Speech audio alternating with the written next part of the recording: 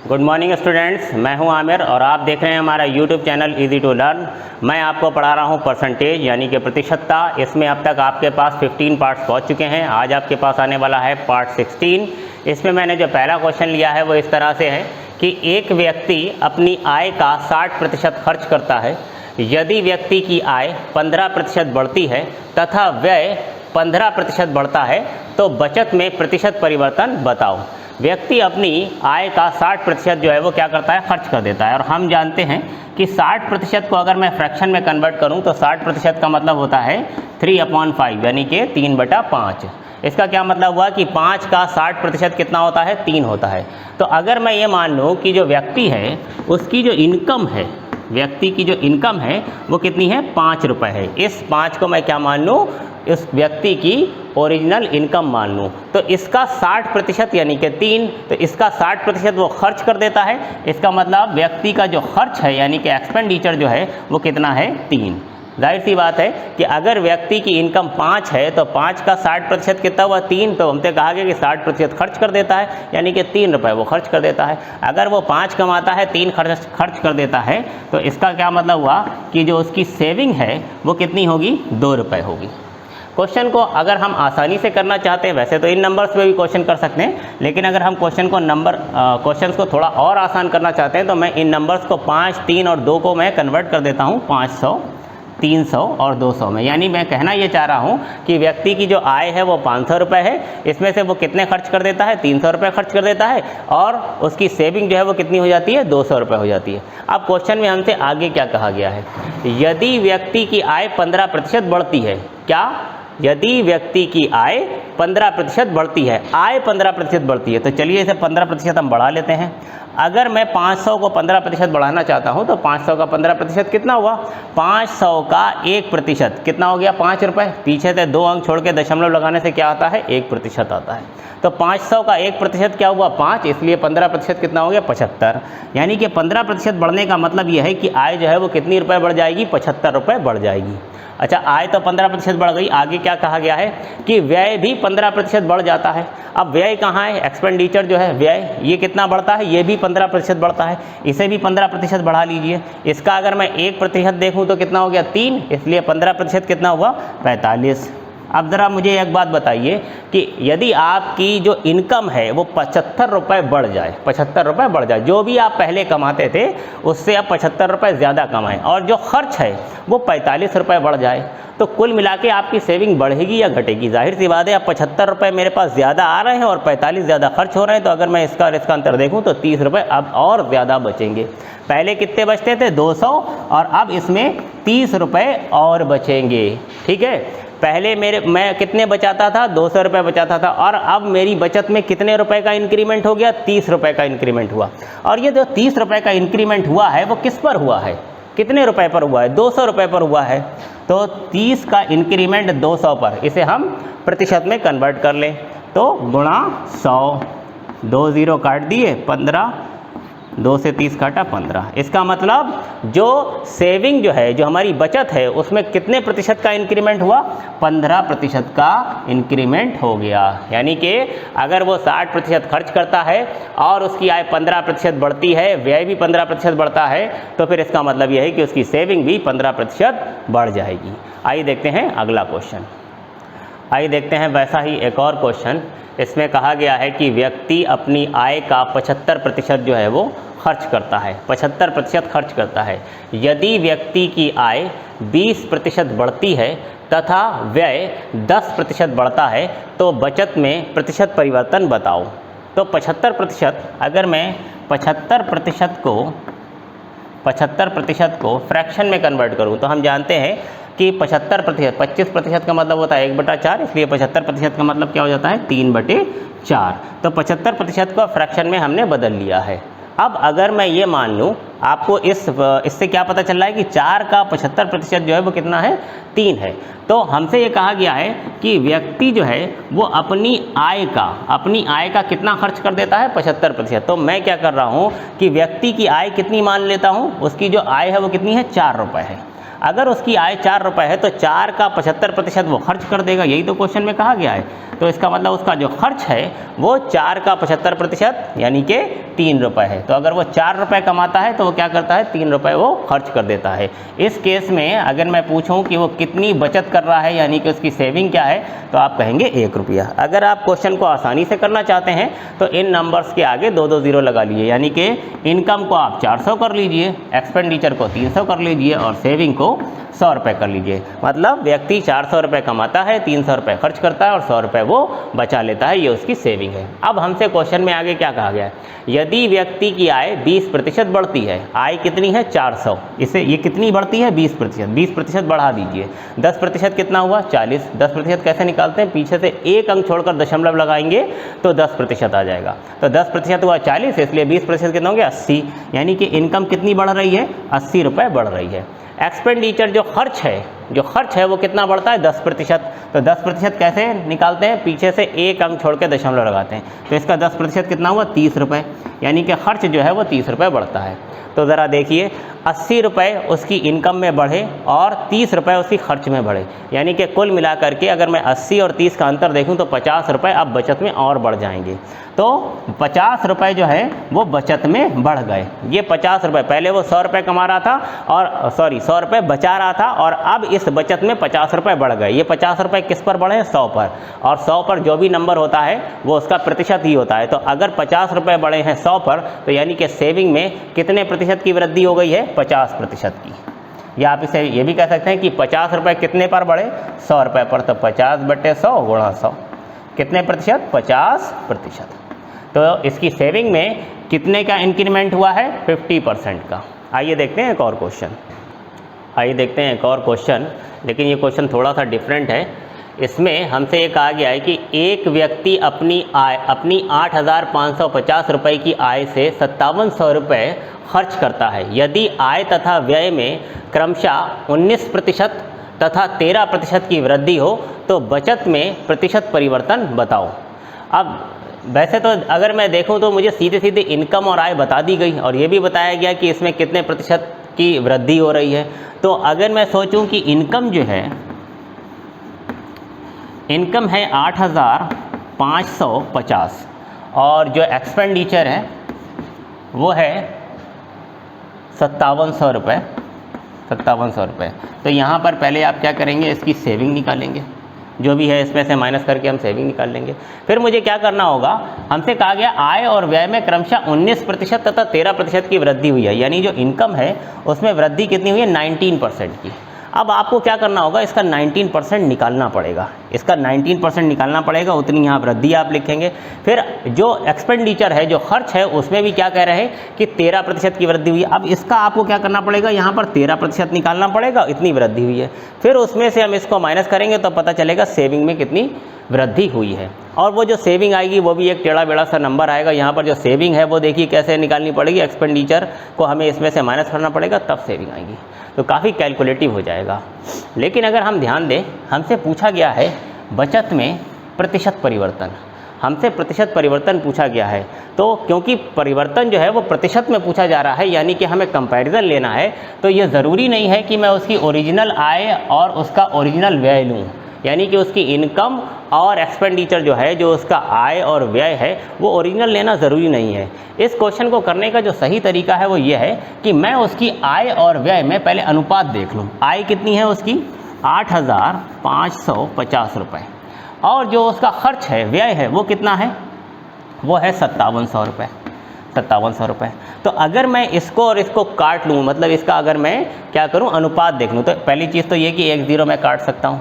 उसके बाद ये 5 से कैंसिल आउट हो रहा है, तो 5 से अगर मैं इसको कैंसिल करूँ, 5 1 जा 5, 5 7 जा और 5 1 जा, और 5 से अगर मैं इसको कैंसिल करूँ तो 5 और 5 एंड 5 4 जा। ठीक है, मेरे ख्याल से ये 19 से कट होगा और ये भी 19 से हो जाएगा। ये 19 9 जा आ जाएगा और ये कितना हो जाएगा 19, तो 19 5 जा एंड 19 6 जा, 6 आ जाएगा। तो 3 से मैं और कैंसिल कर सकता हूँ, 3 3 जा एंड 3 2 जा। यानी कि आय और व्यय में कितना अनुपात है, 3 और 2 का अनुपात है। जब अनुपात मुझे मिल गया तो मैं इन ओरिजिनल नंबर को नहीं लूँगा। मैं क्या कह रहा हूँ कि मैं मान लेता हूँ कि इनकम यानी आय जो है वो कितनी है 3 है और जो व्यय है वो कितना है 2 है। कितने रुपए कमाता है वो 3 रुपए कमाता है, 2 रुपए खर्च करता है। अगर इसे और आसान करना है तो मैं क्या करूँगा 3 को 300 कर लूँगा, 2 को 200 कर लूँगा। अगर वो 300 कमाता है और 200 खर्च करता है तो उसकी सेविंग कितनी हो गई 100 रुपये। अब देखिए क्वेश्चन बिल्कुल आसान हो जाएगा। अब मुझसे कहा गया है कि आय में कितनी वृद्धि हुई है 19% की, तो आय में 19% की वृद्धि कर दीजिए। इसका 1% कितना हुआ 3 और 19% कितना हुआ 19 3 57 रुपये। यानी कि अगर वो 300 रुपये कमाता है तो अब उसकी आय में 57 रुपये की वृद्धि हो गई है। खर्च में कितनी वृद्धि हुई है, खर्च में हुई है 13% की वृद्धि। इसका 1% हुआ 2 रुपये, तो 13% कितना हुआ 13 दूनी 26 रुपये।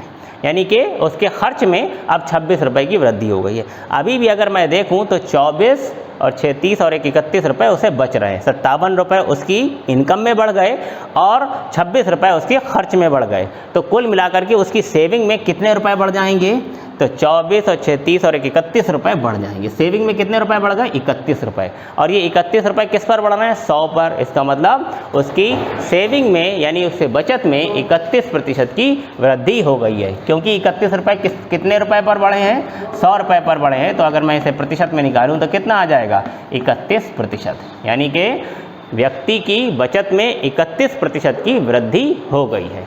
आइए देखें एक और क्वेश्चन। आइए देखते हैं वैसा ही एक और क्वेश्चन। इसमें कहा गया है कि एक व्यक्ति अपनी 13,500 रुपये की आय में से 9,000 रुपये जो है वो खर्च करता है। यदि आय तथा व्यय में क्रमशः 13% और 9% की वृद्धि हो तो प्रतिशत परिवर्तन बताओ। तो वैसा ही सेम टू सेम क्वेश्चन है। तो मेरी राय ये है कि क्योंकि हमें आय और खर्च दिए गए हैं, ओरिजिनल आय उसकी कितनी है 13,500 और खर्च कितना है 9,000, तो इन नंबर्स पर क्वेश्चन ना करें, बल्कि आय और व्यय का हम क्या ले लेंगे अनुपात। क्योंकि ध्यान दीजिए मुझसे आय में कितना परिवर्तन हुआ, सॉरी बचत में कितना परिवर्तन हुआ है ये नहीं पूछा गया है, बल्कि प्रतिशत परिवर्तन पूछा गया है। तो प्रतिशत का मतलब होता है कि हम क्या कर रहे हैं, एक तरह से तुलना कर रहे हैं, कंपैरिजन कर रहे हैं। और जब हम कंपैरिजन करते हैं तो हमें ओरिजिनल नंबर लेना ज़रूरी नहीं होता है। तो सबसे पहले हम क्या करेंगे, इसकी इनकम जो है 13,500 और जो इसका खर्च है 9,000, इसका हम अनुपात ले लें। तो अगर मैं अनुपात लूँगा तो ये पहले 2 0 मैं कैंसिल कर दूँगा। अब ये मैं देख रहा हूँ कि 15 से कैंसिल हो जाएगा, 15 6 ज़ा एंड 15 7 ज़ा 8 ज़ा 9 ज़ा 15 9 ज़ा, ठीक है। और भी कैंसिल हो जाएगा 3 3 ज़ा एंड 3 2 ज़ा। तो फिर से वही 3 और 2 का अनुपात आ गया है। तो मैं ये कह सकता हूँ कि जो व्यक्ति है, मैं ये ले सकता हूँ कि जो व्यक्ति है उसकी इनकम जो है वो सपोज़ कितनी है 3 रुपये है, और 3 रुपये अगर उसकी इनकम है तो उसका खर्च कितना होगा, यानी कि एक्सपेंडिचर उसका कितना होगा, एक्सपेंडिचर होगा उसका 2। ऐसे केस में उसकी जो सेविंग है वो कितनी आएगी, उसकी सेविंग आएगी 1 रुपये। भाई 3 रुपये वो क्या करता है कमाता है, 2 रुपये खर्च कर देता है, इसलिए 1 रुपया उसे बच जाता है, यानी ये उसकी सेविंग हुई। और क्वेश्चन को इजी करना है तो इस 3 को 300, 2 को 200 और 1 को 100 कर लीजिए। 300 कमाता है, 200 खर्च करता है और 100 रुपये वो बचा लेता है। अब क्वेश्चन में कहा गया कि आय और व्यय में क्रमशः 13% और 9% की वृद्धि होती है। तो इसमें कितनी वृद्धि होती है 13% की, तो 13% का मतलब 39 रुपये बढ़ जाते हैं। इसमें कितनी वृद्धि होती है 9% की, 9% का मतलब 18 रुपये बढ़ जाते हैं। अब उसके इनकम में 39 रुपये बढ़े और खर्च में 18 रुपये बढ़े तो उसकी बचत में कितने रुपये बढ़े होंगे, अभी तो कितना एक्स्ट्रा वो बचाएगा पहले से, तो कितना बचा लेगा वो 21 रुपये। 21 रुपये जो है वो बचाएगा। अब 21 रुपये वो ज़्यादा बचाएगा, यानी कि पहले तो वो 100 रुपये बचा रहा था, अब कितने बचाएगा 121 रुपये बचाएगा। तो उसकी बचत में 21 रुपये की वृद्धि हुई, कितने रुपये पर 100 रुपये पर, और 100 रुपये पर जो भी नंबर होता है वो उतने ही प्रतिशत होता है, यानी कि 21 रुपये अगर 100 पर बढ़े हैं तो उसकी बचत में कितने प्रतिशत की वृद्धि हो गई है 21% की वृद्धि हो गई है। तो उम्मीद है कि ये क्वेश्चंस आपको समझ में आए होंगे। आइए अब हम आपको बताएंगे एक और टॉपिक, यानी कि एक और टाइप। अब हम आपको बताने वाले हैं चुनाव से संबंधित कुछ क्वेश्चन। ज़्यादातर कॉम्पिटिटिव एग्ज़ाम्स में चुनाव से रिलेटेड परसेंटेज में क्वेश्चन पूछे जाते हैं। ये क्वेश्चन बहुत ही इंपॉर्टेंट होते हैं और इन्हें करना भी बहुत आसान है। तो यहाँ पर जो मैंने क्वेश्चन दिया है, पहला क्वेश्चन है कि किसी चुनाव में 2 उम्मीदवार भाग लेते हैं, 20% अवैध घोषित हुए, 20% अवैध, 20% मत यानी कि वोट अवैध घोषित हुए तथा जीतने वाला प्रत्याशी वैध मतों का 70% प्राप्त करता है और 9600 वोटों से जीतता है। वोटिंग लिस्ट में कुल कितने मतदाता हैं ये हमको बताना है। तो ध्यान से देखिए, चुनाव में सिर्फ 2 ही उम्मीदवार हैं और 20% मत जो हैं वो अवैध घोषित हुए हैं। हमसे पूछा गया है कि लिस्ट में कुल कितने मतदाता हैं, लिस्ट में कुल कितने मतदाता है। तो हम मान लेते हैं कि लिस्ट में कुल x मतदाता हैं। लिस्ट में कितने मतदाता थे टोटल, वोटिंग लिस्ट में कितने लोग थे, टोटल x थे। अब इन सब ने वोट डाले होंगे और इसका जो 20% है वो कैसा हो गया है, 20% अवैध हो गया। 20% वोट जो हैं वो बेकार हो गए, ख़राब हो गए, अवैध थे। तो ये जो 20% होता है, 20% का क्या मतलब होता है, 20% का मतलब होता है 1/5। अगर मैं 20% को फ्रैक्शन में बदलूं तो 20% का मतलब होता है 1/5। अब देखिए टोटल वोटिंग लिस्ट में कितने लोग हैं, x लोग हैं, इसमें से 1/5 लोग जो हैं वो कैसे हो गए हैं, अवैध, इनके वोट अवैध हो गए। तो जो वैध वोट बचे वो कितने होंगे, इस टोटल लिस्ट का 4/5, यानी कि ये मेरे पास क्या आ गए, वैध वोट आ गए। टोटल वैध वोट यानी कि पड़े तो टोटल x वोट, लेकिन उसमें से 20% जो है वो अवैध हो गए। 20% का मतलब 1/5, तो 1/5 तो बेकार हो गए। तो बचे कितने, 4/5। 4/5 किसके, टोटल वोट्स के। तो ये वो वोट हैं, ये कौन से वोट हैं, ये टोटल वैध वोट हैं। अब देखिए जीत और हार के लिए जो काउंटिंग होती है वो सिर्फ वैध वोटों की होती है, जो अवैध हैं उनको तो काउंट किया नहीं जाता है। तो अब जब काउंटिंग हो रही है तो हो क्या रहा है कि जीतने वाले प्रत्याशी को वैध मतों का, इस पर ध्यान दीजिएगा, वैध मतों का, ये है वैध मत, जीतने वाले प्रत्याशी को वैध मतों का 70% प्राप्त हुआ। आप ध्यान दीजिए क्योंकि इलेक्शन में सिर्फ 2 ही मतदाता हैं और जीतने वाले को कितने मिल गए, 70%। अगर जीतने वाले को 70% मिल गए तो बाकी के 30% किसे मिले होंगे, हारने वाले को। जीतने वाले को 70% मिले, हारने वाले को 30% मिले, तो जीतने वाला हारने वाले से कितने ज़्यादा वोट ले गया, 40%। क्या मेरी बात समझ में आ रही है। जो कुल वैध वोट हैं, इन वैध वोटों का 70% किसको मिल रहा है, जीतने वाले को। इसका मतलब इसका 30% किसको मिल रहा है, हारने वाले को। तो हारने वाले को मिल रहे हैं 30, जीतने वाले को मिल रहे हैं 70। तो जीतने वाला कितने प्रतिशत से जीत रहा है, 40% से। और 40% का क्या मतलब होता है, 40%, क्योंकि 20% का मतलब होता है 1/5, तो 40% का मतलब होता है 2/5। तो जीतने वाला इन वैध मतों के 40% यानी कि 2/5 से जीत रहा है, 2/5 से जीत रहा है। जीतने वाला कितने वोटों से जीता, इन वोटों से जीता। और क्वेश्चन में हमें बताया है कि जीतने वाला प्रत्याशी 9600 वोटों से जीता है, यानी कि ये वोट किसके बराबर होंगे, 9600 के बराबर। अगर मैं इसको हल करूं तो x निकलेगा। और ध्यान दीजिए मैंने x क्या लिया था, वोटिंग लिस्ट में कुल कितने मतदाता हैं, x मतदाता हैं, यही मान करके मैंने क्वेश्चन को स्टार्ट किया था। इसे हल करते हैं। 4 × 2 8, 8 से 96 को काट दीजिए, 8 × 8, 8 दूनी 16, 2 ये 0 है 1200। 5 × 5 25, 25 की 12 से गुणा करी 300 आ गया, और 2 0 जो बचे हुए हैं वो आगे लगा दिए, यानी x का मान आ गया 30,000। इसका मतलब वोटिंग लिस्ट में कुल कितने मतदाता थे, 30,000 मतदाता थे। इसमें से 20% खराब हो गए तो 80% तो सही होंगे। अगर आपसे ये पूछा जाए कि कितने अवैध मत हैं तो आप इसका 20% निकालेंगे। कैसे, 1% कितना होता है, सॉरी 10% कैसे निकालते हैं, पीछे से 1 अंक छोड़कर। तो अगर 20% चाहिए तो आपको दिख रहा है यहाँ इसका 10% कितना हुआ, 3000, तो 20% कितना हुआ, 6000, यानी कि 6000 वोट जो हैं वो इसमें से अवैध हो गए। अगर हमसे वैध पूछे जाएँ तो टोटल वोट कितने हैं, 30,000, 30,000 में से 6000 कैसे हो गए, अवैध हो गए। ये वाले कौन से हैं, अवैध। तो वैध कितने होंगे, तो वैध हो जाएंगे, इसमें से 6000 हम माइनस कर देंगे, वैध हो जाएंगे 24,000। तो कुछ भी क्वेश्चन में पूछा जा सकता है। तो अगर मुझसे कुल मतदाता, इस क्वेश्चन में तो कुल मतदाता पूछे गए तो हमने कुल निकाल लिए हैं। अगर मुझसे अवैध पूछे जाएं तो वो भी मैं निकाल सकता हूं, अगर वैध पूछे जाएंगे तो वो भी मैं निकाल सकता हूं। आइए देखते हैं एक और क्वेश्चन। किसी चुनाव में 2 उम्मीदवार भाग लेते हैं, 20% मतदाता वोट नहीं डालते, 20% वोट डालने ही नहीं आए, घर से ही नहीं निकले। 12.5% वोट अवैध घोषित हुए, 12.5% वोट जो है वो बेकार हो गए, ख़राब हो गए, जिनकी काउंटिंग नहीं की जाएगी, वो अवैध हो गए। इसके बाद जीतने वाला प्रत्याशी वैध मतों का 60% प्राप्त करता है, जो जीता है वो वैध मतों का 60% प्राप्त करता है। जो भी वैध मत थे, जो ठीक ठाक मत थे, जिनकी काउंटिंग हो रही है, उसमें से 60% किसको मिल गए हैं? जीतने वाले को। और क्योंकि मतदाता 2 ही हैं तो बाकी सारे वोट किसे मिले हैं? हारने वाले को। यानी कि हारने वाले को कितने मिले? 40% मिले। जीतने वाले को 60% मिले, हारने वाले को 40% मिले। यानी कि जीतने वाला 20% से, किसका 20% से? वैध मतों के 20% से जीत गया। और मुझे बताया गया है कि जीतने वाला कितने वोटों से जीता है? 5600 वोटों से जीतता है। पंजीकृत मतदाताओं की संख्या बताओ। पंजीकृत मतलब रजिस्टर्ड, यानी कि वोटिंग लिस्ट में कितने मतदाता थे, यानी कि सेम पिछला वाला क्वेश्चन हो जाएगा। तो सबसे पहली बात मैं ये मान लूँ कि वोटिंग लिस्ट में या जो पंजीकृत मतदाता हैं वो कितने हैं? टोटल x हैं। यानी वोटिंग लिस्ट में टोटल कितने मतदाता हैं? x। अब 1 by 1 सबसे पहले 20% मतदाता जो है वो वोट डालने नहीं आए। 20% का मतलब क्या होता है? 20% का मतलब होता है 1/5। तो भाई 1/5 वोट डालने ही नहीं गए। टोटल थे कितने? x। इसमें से 1/5 डालने नहीं गए। अगर 1/5 डालने नहीं गए तो डालने आए कितने? 4/5।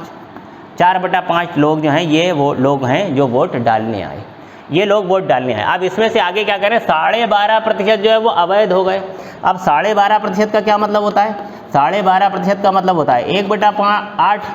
हमने आपको जब बताया था परसेंटेज को फ्रैक्शन में और फ्रैक्शन को परसेंटेज में कैसे कन्वर्ट करते हैं। अगर इसमें आपको कोई भी दिक्कत हो तो मेरे जो इनिशियल वीडियोस हैं, percentage part 1, part 2, part 3, part 4, वो देखिए तो ये सारी बातें आपको अच्छे समझ में आएंगी।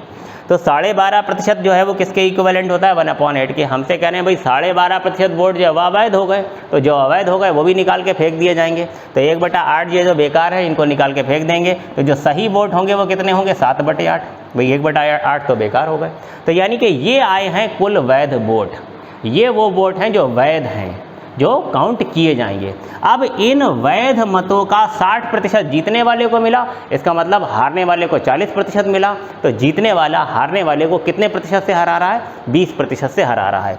और भाई 20% का क्या मतलब होता है? फिर से 20% का मतलब होता है 1/5। तो ये कुल मिलाकर के वैध वोट है और इसका 20% यानी कि इसका 1/5 वोटों से उसने उसको हरा दिया है। जीतने वाला इन वैध मतों के 1/5 वोट से जीत गया है। और ये वोट मुझे कितने बताए गए हैं? कितने वोटों से जीता है वो? 5600। यानी कि ये किसके बराबर होगा? 5600 के बराबर होगा। इसको हल करिए तो x निकलेगा। x का मतलब रजिस्टर्ड वोटर यानी कि पंजीकृत मतदाताओं की संख्या निकल आएगी। देखते हैं ये कैसे सॉल्व होगा। तो मैं किससे काट सकता हूँ? 7। तो 7 8 ज़ा, तो ये तो हो गया 800। और कुछ कर सकता हूँ? हाँ, ये 4 से कैंसिल कर सकता हूँ, तो ये हो जाएगा 200। और कितना हो गया? 5 5 ज़ा 25 इंटू 8। 25 इंटू 8 कितना हो जाता है? 200। 200 इंटू 200 कितना हो जाएगा? 40,000। तो x जो है वो आ गया है 40,000। यानी कि कुल मतदाता जो हैं वोटिंग लिस्ट में पंजीकृत मतदाताओं की संख्या जो है वो कितनी है? 40,000 है। आइए देखें नेक्स्ट क्वेश्चन। एक और क्वेश्चन, किसी चुनाव में 10% उम्मीदवार वोट डालते नहीं हैं तथा 11 सही 1/9% वोट अवैध घोषित कर दिए गए हैं। जीतने वाला प्रत्याशी वैध मतों का 75% प्राप्त करता है और 2000 वोटों से जीत जाता है। हमको बताना है फिर से पंजीकृत मतदाताओं की संख्या, यानी कि वोटिंग लिस्ट में कितने मतदाता हैं ये हमको बताने हैं। तो फिर से क्वेश्चन को सेम टू सेम उसी तरीके से करेंगे। मान लेते हैं कि वोटिंग लिस्ट में टोटल x लोग हैं। टोटल कितने लोग हैं? x लोग हैं। यानी कि टोटल पंजीकृत मतदाता जो हैं वो कितने हैं? x हैं। अब एक एक करके सारी बातों पर गौर करेंगे। किसी चुनाव में 10% उम्मीदवार वोट डालते नहीं हैं। यहाँ पर 10% उम्मीदवार जो हैं वो वोट नहीं डाल रहे हैं। तो अगर 10% को मैं देखूँ तो 10% का मतलब क्या होता है? 1/10। 1/10 जो है वो वोट डालने ही नहीं आए। अगर 1/10 वोट डालने नहीं आए तो इसका मतलब 9/10 जो है वो वोट डालने आए होंगे। तो इतने लोग तो वोट डालने आए। अब आगे क्या कहना है? इसमें से 11 सही 1/9% वोट जो है वो अवैध हो गए। अब 11 सही 1/9% का क्या मतलब होता है? 11 सही 1/9% का मतलब होता है 1/9। इसका मतलब यह है कि कितने वोट अवैध घोषित हो गए? 1/9। अगर 1/9 अवैध हो गए तो फिर वैध कितने बचे? भाई इतने लोग वोट डालने आए थे, इसमें से 1/9 अवैध हो गए, तो जो वैध बचे वो कितने हुए? 8/9। अब ये वो वोट हैं जो वैध हैं, जिनकी काउंटिंग होगी। अब इन वैध मतों का जो 75% है वो किसको मिल गया? जीतने वाले को। अब क्योंकि दो ही उम्मीदवार हैं, 75% जीतने वाले को मिला है, इसका मतलब हारने वाले को कितना मिल गया है? 25%। तो 75% जीतने वाले को, हारने वाले को 25%, यानी जीतने वाला हारने वाले से 50% अधिक वोट प्राप्त करता है। और 50% का क्या मतलब होता है? 50% का मतलब होता है 1/2। तो जीतने वाला जो है वो इतने वोटों के 1/2 वोटों से जीत गया है, 1/2 वोटों से जीत गया है। और इस वोटों की संख्या को हमें बताया गया है क्वेश्चन में, कितना है? 2000। तो इसका मतलब ये किसके बराबर होगा? 2000 के बराबर होगा। इसे हल करिए और x निकालिए। तो मैं 9 से 9 काट लूँगा, ये 2 से 8 काट दूँगा, 4 से इधर काट दूँगा, 5 2 0 500, और कुछ बचा है? ये 10 बचा है, 10 की इधर गुणा करूँगा, 500 गुणा 10 कितना आ जाएगा? 5000। x बराबर आ गया 5000, यानी कि कुल पंजीकृत मतदाताओं की संख्या जो है वो 5000 है। उम्मीद है कि आज के वीडियो में जितने भी क्वेश्चंस आपको बताए गए वो अच्छे से समझ में आए होंगे। अगर समझ में आए हैं तो प्लीज़ हमारे वीडियो को लाइक करें, शेयर करें, सब्सक्राइब करें। Thank you.